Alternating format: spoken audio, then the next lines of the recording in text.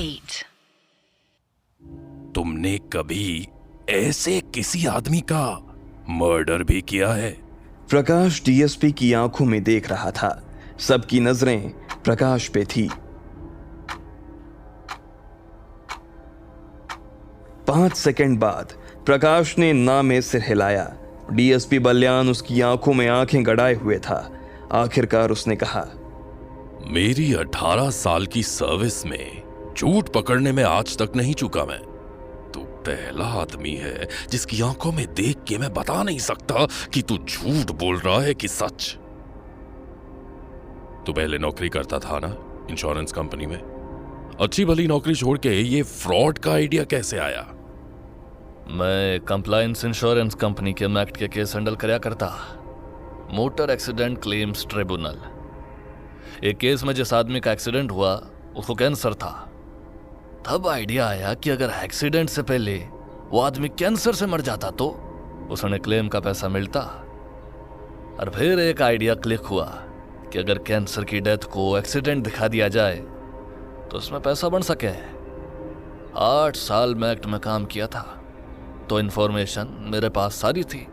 सबसे पहले डाटाबेस चाहिए था ऐसे गरीब लोगों का जिनको लास्ट स्टेज कैंसर हो। सोनीपत जनरल हॉस्पिटल, हरियाणा का सबसे बड़ा government cancer treatment hospital, right?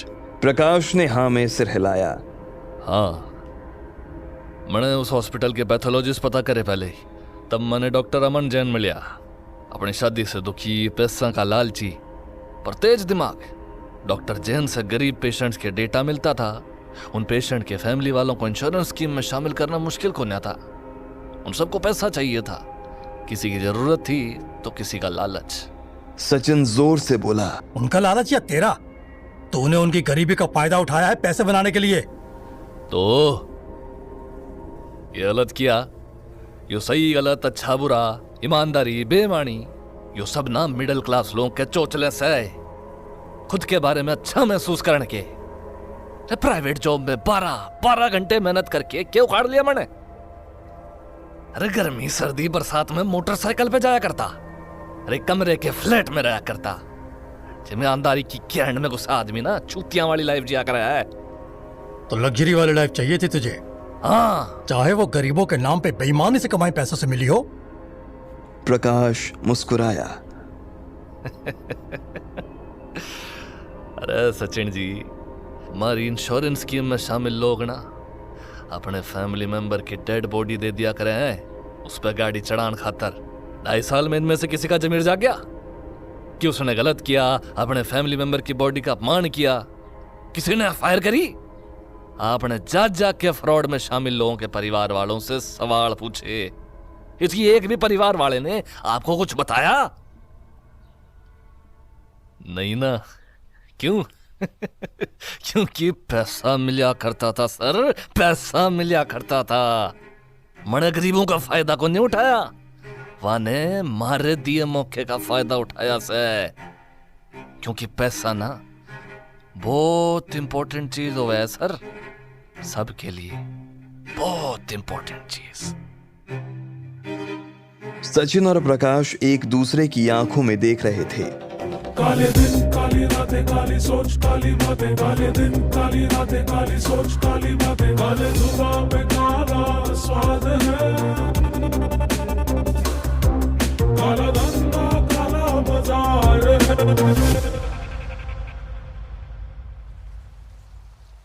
एक हफ्ते बाद सचिन बलराम के साथ उसके गांव में बैठा था।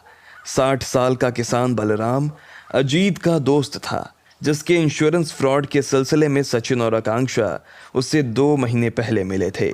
सचिन को नहीं पता था क्यों, पर बलराम उसके जहन में उनकी मुलाकात से ही बैठा हुआ था। सचिन उसे केस के बारे में बता रहा था। उस आदमी की आंखों ने साफ दिखाई दे रहा था। उसने अपने किए पे कोई शर्म या अफसोस नहीं था। और ताऊ, एक बात बोलूं, उसकी बात कहीं ना कहीं सही भी थी।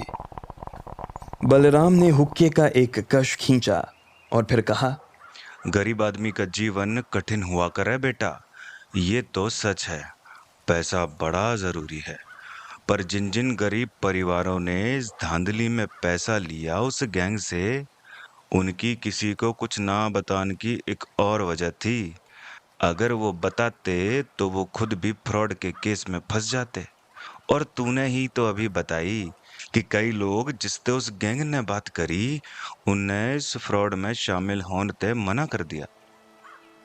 हाँ, उनने बहुत सारे लोगों को अप्रोच किया था और 5 में से 4 लोगों ने मना कर दिया था।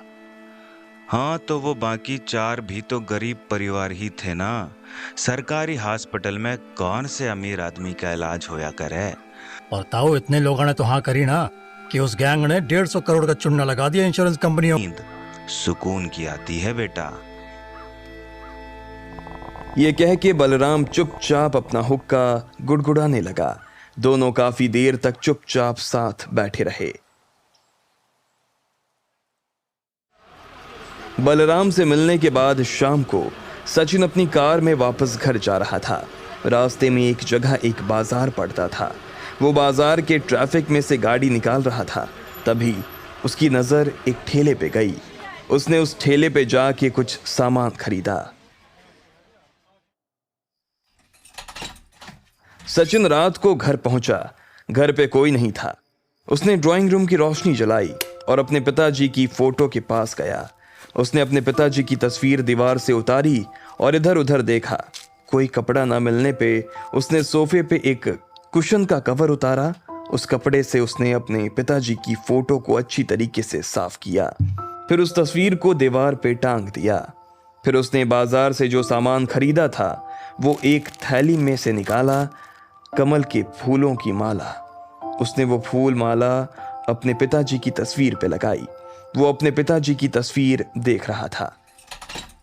तभी दरवाजा खुला और उसकी बेटियां अंदर आईं। पापा उसने पलट के अपनी बेटियों को देखा। दोनों उसके पास आईं और उनसे लिपट गई।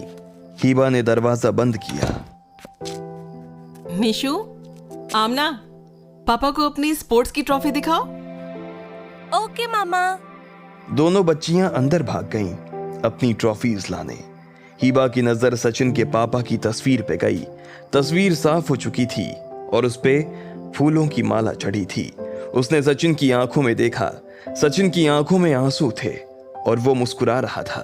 हीबा के चेहरे पे भी मुस्कान आ गई। उसने आगे बढ़ के सचिन को गले से लगा लिया।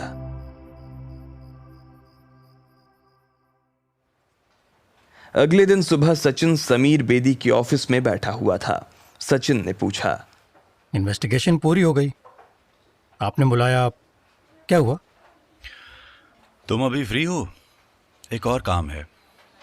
अभी अभी इतना बड़ा केस फिनिश किया है। पूरी बात तो सुनो।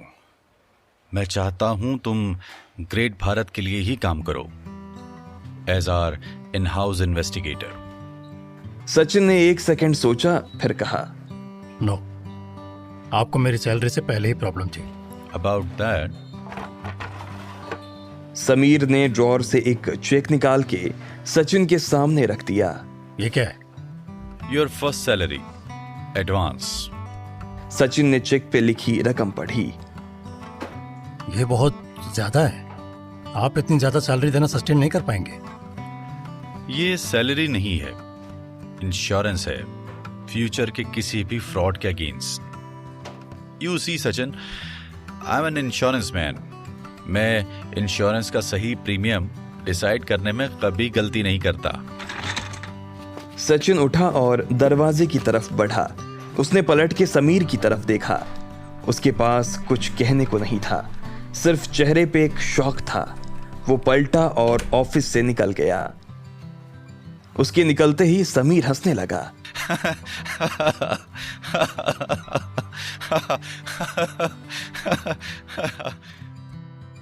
सचिन उनके ऑफिस से बाहर निकला। आकांक्षा बाहर ही खड़ी उसका इंतजार कर रही थी। उसके चेहरे पे एक बड़ी सी मुस्कान थी। बताया पापा ने? सचिन ने हाँ में सिर हिलाया। चलो मैं आपको आपका नया ऑफिस दिखाती हूँ। वो आगे आगे चल दी। सचिन मुस्कुराया और उसके साथ चल दिया।